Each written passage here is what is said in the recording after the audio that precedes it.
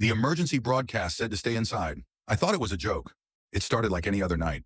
Me and Duke, that's my dog, were on the couch, half watching some mindless action movie. The kind where the explosions drown out the dialogue. He was snoring next to me, twitching in his sleep, probably chasing something in a dream. I had the lights off except for the soft blue glow of the TV.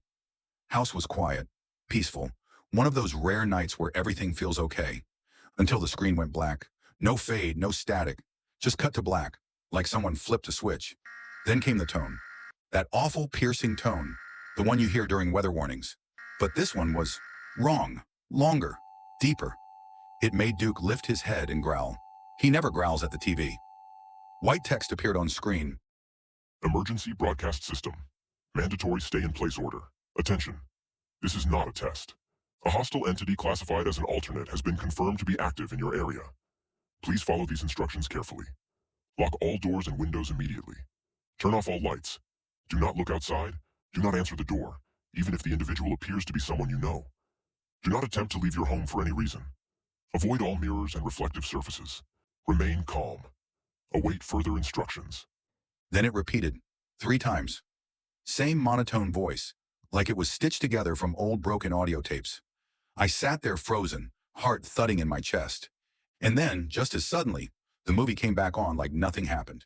No transition, just bam, right back into the car chase scene. I stared at the screen for a solid minute.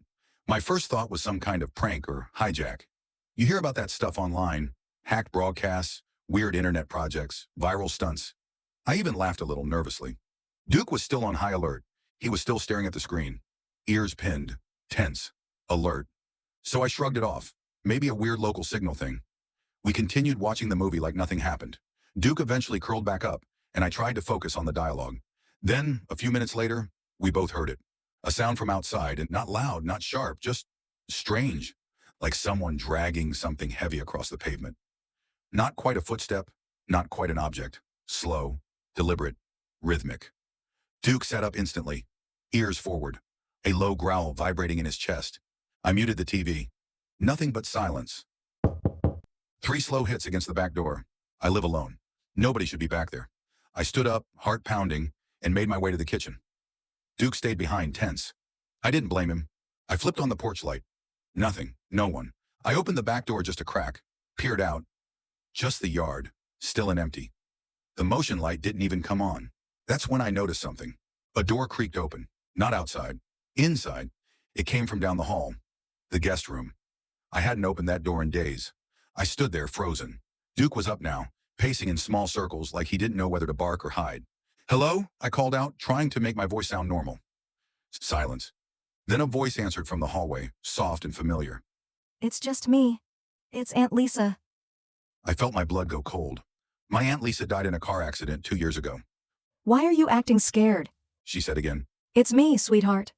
The voice was calm, too calm, like it had been rehearsed 1,000 times. I stepped slowly toward the hallway, past the living room, toward the guest room door, which was now wide open. The light was off inside, but I could feel something waiting in there. A presence, heavy, watching. Then the voice changed. Why don't you come in and hug me? You used to love hugs, remember? It sounded like Aunt Lisa, but it wasn't her voice anymore. It was stacked, like 2, maybe 3 voices layered over one another. Not in sync, like it was trying to sync up, trying to be human. You missed me. Let me see your face. Something moved in the dark room. I stepped back. Then it laughed. Quietly at first, but then louder. I ran. I didn't even look. I grabbed Duke and ran straight to my truck again, barefoot and shaking. Left the lights on, engine running. I stayed out there the entire night, locked in, watching the house. Nothing ever left. Nothing ever moved. But at exactly 3 a.m., the porch light flicked on by itself. And standing there was Aunt Lisa, smiling, still, watching. She didn't move, didn't knock, just stood there all night. By morning, she was gone. But when I finally went back inside, the TV was still on, the movie frozen on a single frame. And on the screen, written in what appeared to be blood, were 6 shaky words. You let me in. Thank you.